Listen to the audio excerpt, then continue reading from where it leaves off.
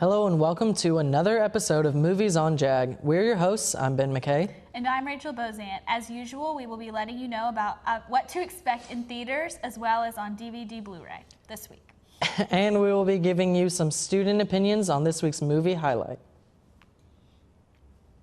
In theaters now is Before I Go to Sleep. Nicole Kidman stars as a woman waking up every day without her memory as a result of a traumatic accident. However, one day, new terrifying truths emerge that force her to question everyone around her.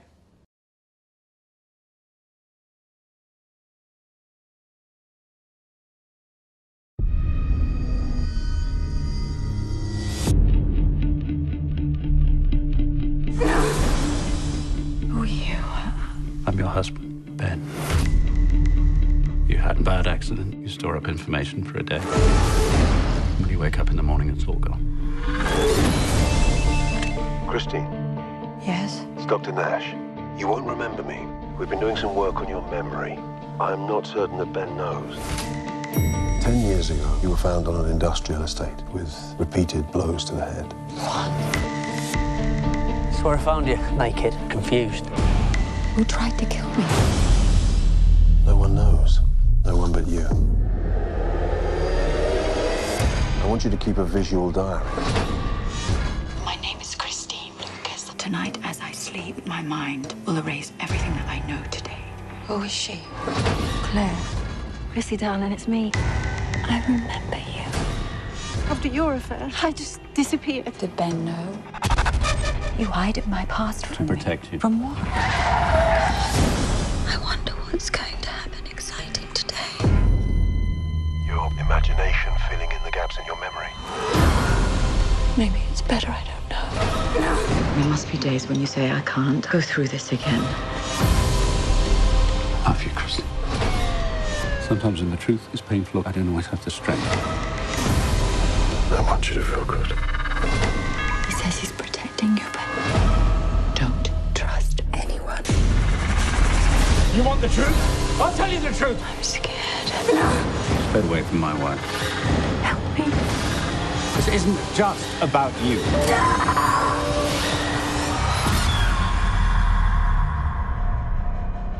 Whatever happened that night, whatever I've done, I have to remember.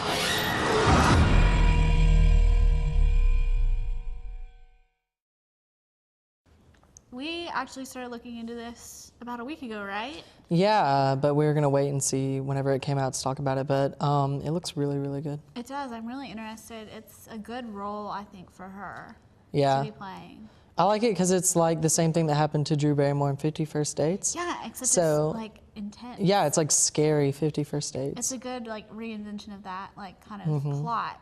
Yeah. that we have. Imagine how terrifying that is, though, like waking up and not remembering anything. And 50 First Dates completely didn't play on that. Yeah, because because they made it. Yeah, they made it so funny, and So it was like this- at the end, you know, she wakes up and she's got like a 4-year-old. But like, can you imagine waking up and scary being that would like be. 9 months pregnant, like waking up pregnant, like, oh my God, what is happening with my life? Exactly. So this is really like more realistic. Yeah, it's much more realistic, and I like that they take this and make it a more serious thing. I'm definitely excited to see it. Yeah, absolutely. Also in theaters this week is Christopher Nolan's Interstellar, starring Matthew McConaughey, Anne Hathaway, and Jessica Chastain.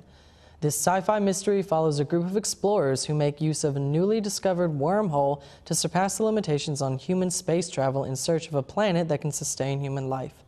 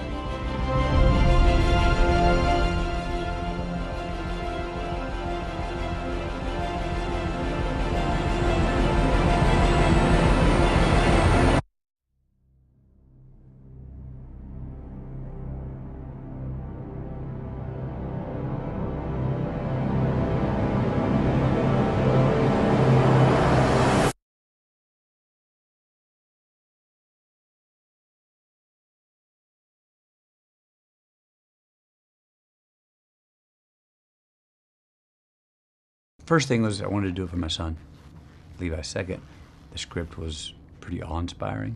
It was still personal. It was human, and I wanted to work with Chris Nolan. Those are the first three things. It is a hell of a ride. I mean, on a simple, fun adventure thriller level, it's as big of a ride as you go on. On a dramatic level, it'll. I don't care how cold you are, it'll pull your heartstring, and maybe pull it wide open.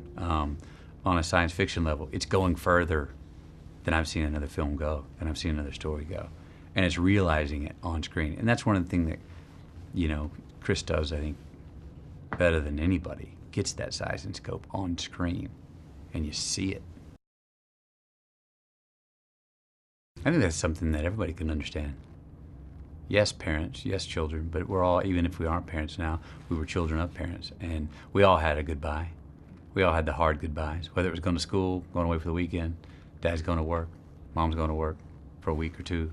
This is to the extreme, but then it also really sort of centers itself on the backbone of keeping that promise of I'll be back, you know? And I can't think of a greater drive for a parent than to keep a certain promise like that.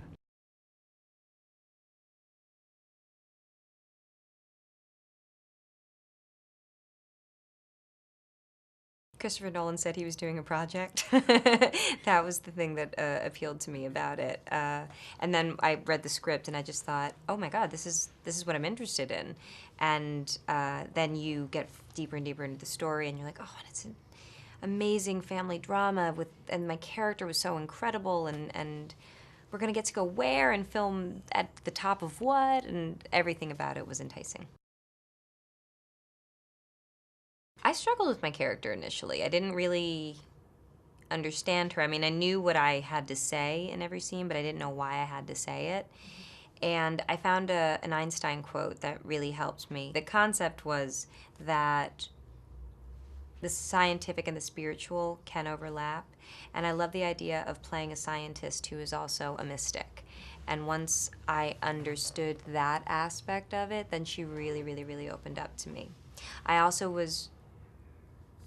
was really interested in telling the story of somebody who goes from arrogance to humility, and that was, you know, it was hinted at in the screenplay, but it took a few readings for that thread to emerge as something that I should probably focus on and play throughout. She's young and inexperienced when you first meet her, and she hasn't really had a chance to live life. It's all been very theoretical. And when she goes in this mission, it's kind of the first living she's ever done, and it's where her growth begins. This looks so cool. It really does. I mean, I'm obsessed with like outer space. I used to Yeah. want to be an astronaut. Oh, so, really? Like, yeah. So just like all of the scenes where they're in space, I'm like so pumped. Oh, yeah? Yeah. I don't know, like, I feel like you don't really know where it's gonna go. Right, and I fear that it's gonna turn into too much like Armageddon almost. But we'll see how it goes. I mean, it's probably gonna go like a completely different direction than what we're expecting. Yeah, I mean, that's just the thing, like, I'm not expecting anything because the trailer's kind of vague. It is vague. I don't know. It's gonna be really dramatic, obviously. Oh, absolutely. If Anne Hathaway's in it. Oh, yeah, nowadays. Anne Hathaway with short hair is pretty dramatic. Always. Always. And now it's time for a short commercial break, but don't go anywhere because up next is our Movies Highlight segment.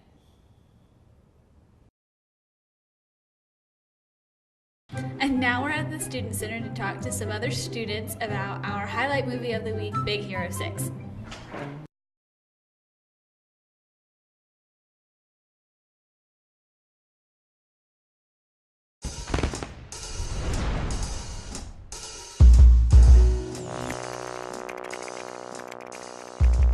All right, let me get this straight. A man in a kabuki mask attacked you with an army of miniature flying robots. Microbots? Baymax, tell him. Yes, officer.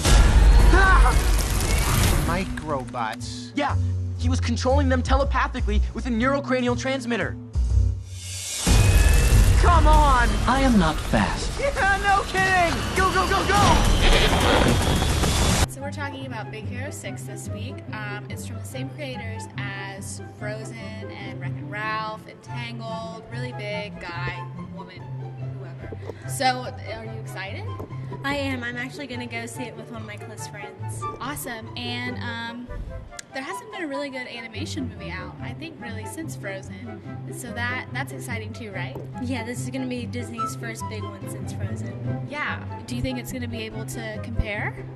Not with Frozen. Frozen's my favorite Disney movie. Yes. Are you excited? Yes, I am. I am too. Friday. Coming out Friday. We're ready. Same creator as Frozen, as Wreck-It Ralph, as Tangled. I mean, it's geared to be really, really good, right? And I mean, Wreck-It Ralph is my absolute favorite. Yes, I love Wreck-It Ralph. So cute. Yeah, that one was a really good one. Are you planning on going to see it? Yes, I am. You are. Are you a fan of this director? Has directed quite a few movies. Frozen, Wreck-It Ralph, Tangled. Are you a fan of maybe like Wreck-It Ralph? Yeah. Yeah, you like that one? And it is a response to the Avengers movies that's coming out. It used to be a comic book. Disney's reinvented it. Are you into like comics and like comic book movies? Yes, I am. Usually the Marvel or DC. Yeah. And I've only seen previews for this one, but from first view, it actually looks like it'd be funny, interesting, and also have like implying a deeper meaning, like the hero's journey. Yeah, absolutely. And this director has directed movies like Frozen, Wreck-It Ralph, Tangled, a bunch of like really popular Disney movies. Are you a fan of any of those as well? No, I mean, I'm sure they're good, but I haven't seen them. It's not something I particularly like. Yeah. So Mr. Kabuki was using ESP to attack you and Balloon Man.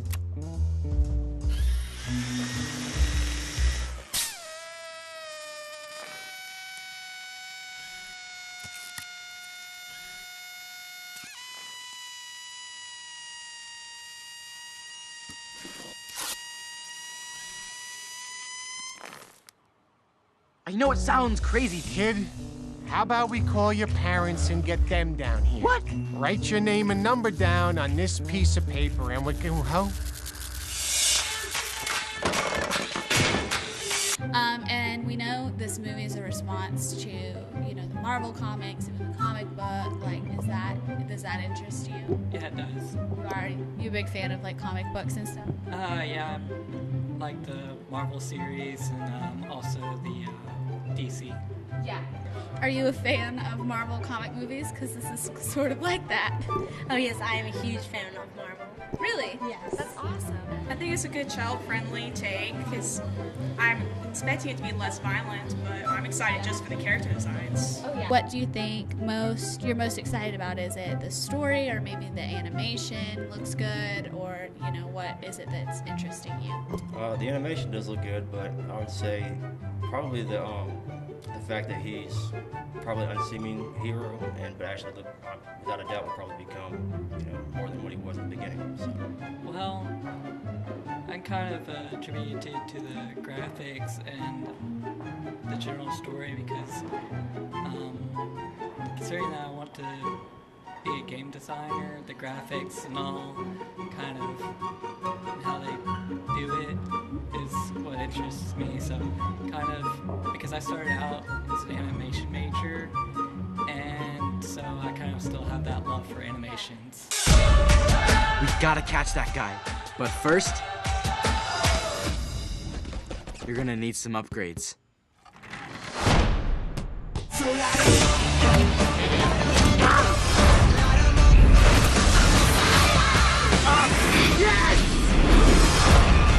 A lunatic in a mask just tried to kill us. How cool is that? I mean, it's scary, obviously, but how cool? What's wrong with you? Low battery. You home, sweetie? We jumped out a window. Who's that? We jumped out a window.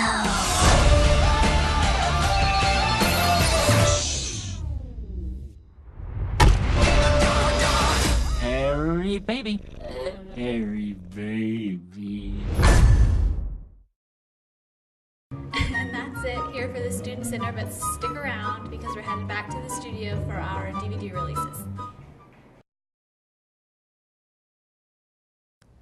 Welcome back to Movies on JAG. Now it's time for our DVD releases. Already available to own on DVD and Blu-ray is Maleficent. A surprising twist on the classic Sleeping Beauty, Maleficent tells the story of the classic tale's villain. This reinvention stars Angelina Jolie as the vengeful fairy who is driven to curse an infant princess, only to discover later that the child may be the only person who can restore peace to the troubled lands.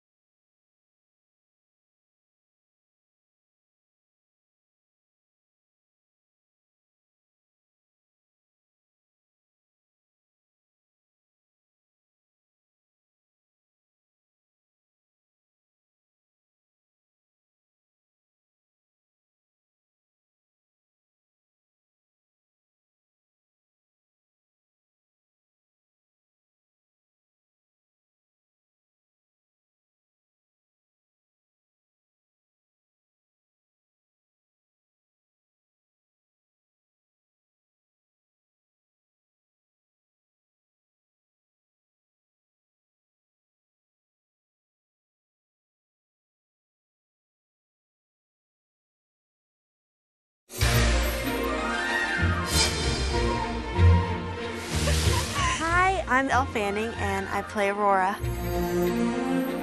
Aurora sort of has that fragileness, you know, that vulnerability, but she's strong, and I think she sort of exudes like a lightness.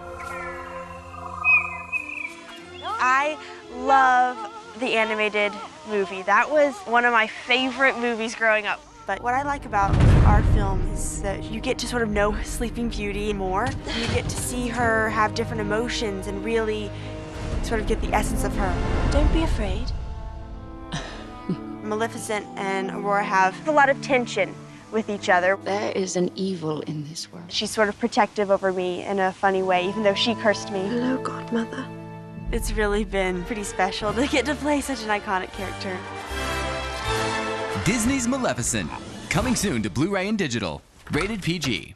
I'm really upset that I didn't get to see this in the movie. You didn't get to see it? No. It was so good. I saw it the weekend that it came out, and I was kind of skeptical about it, but it was really, really good, honestly. Yeah, my dad went to go see it. Mm-hmm. I don't know who he went to see it with, but you know, I got like a text from Dad like, "Hey, Maleficent was great. Love you." Like the letter U. So your dad got to see it, My dad got to see it, and I didn't. didn't. He said it was really good. Oh my God! Yeah, everybody our age was super excited to go see it. Yeah, and he was really impressed. He's like an old man. Yeah, so it was really good. Angelina Jolie was like super good in this movie. I bet. Like she was the perfect role. I saw a Maleficent Halloween costume at the Oh, really? party store. Yeah, last week. So obviously it was. I mean, If it made it to the costumes, if it made it to Halloween Emporium or wherever It's I good. was, yeah, absolutely.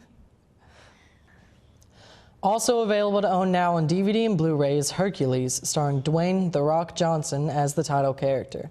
Having endured his legendary 12 labors, Hercules, the Greek demigod, has his swordsmanship tested when the king of Thrace and his daughters seek his aid in defeating a ruthless warlord.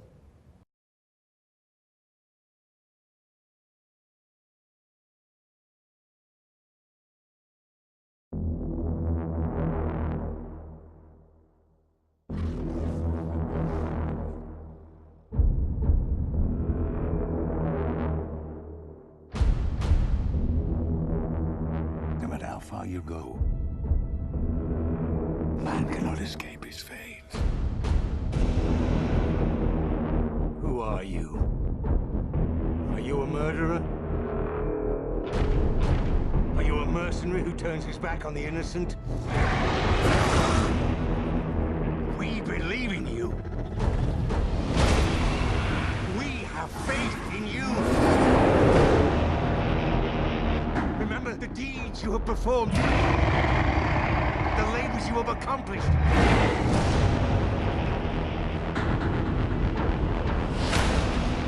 you only the legend, or are you the truth? Behind the legend. Now, tell me, who are you? I am Hercules!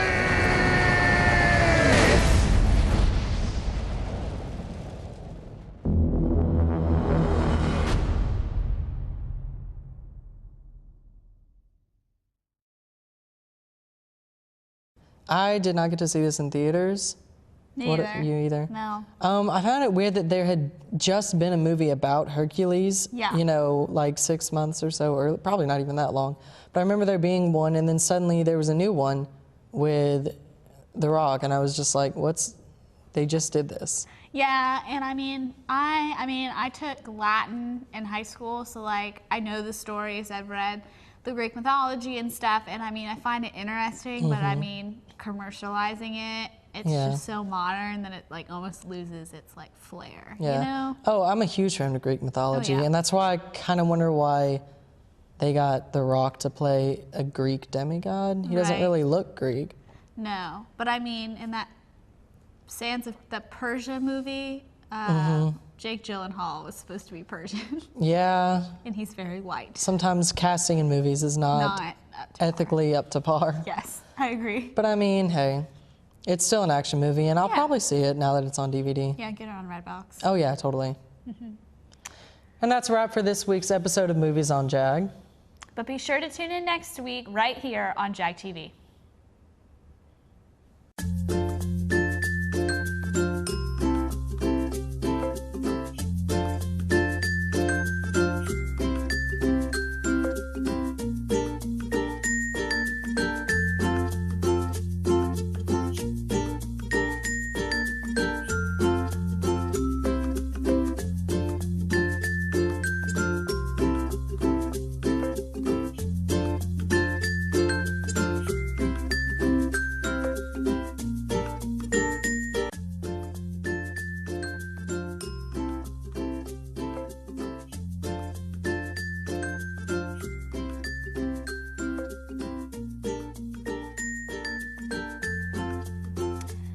And now it's time for a short commercial break, but don't go anywhere because up next is our Movies Highlights segment. I'm gonna kill you if you don't start doing that on time. Hercules, the Greek demigod, has his swordsmanship tested when the king of Thrace and his daughter seek his aid in defeating a I said that wrong. Tyrannical. That's not. And his daughter seek his aid in defeating a tyrannical. Can this go on the bloopers? There will be no bloopers. There will be bloopers. Also available to own now on DVD and Blu-ray is Hercules, starring Dwayne "The Rock" Johnson as the title character. Having endured his legendary 12 labors, Hercules, the Greek demigod, has his swordsmanship tested when the king of Thrace and his daughter seek his aid in defeating a Can we change that word? Like, I'm literally not able to say. What is it? Tyrannical. I can't look at it and say that. What's something else I can say? A bad warlord. Ruthless. I will say that. All right. Okay. All right. Thanks, Dylan. Okay, you'll get in the special thanks credits. Thanks to Dylan for a synonym for tyrannical. But be sure to tune in next week right here on Jag TV.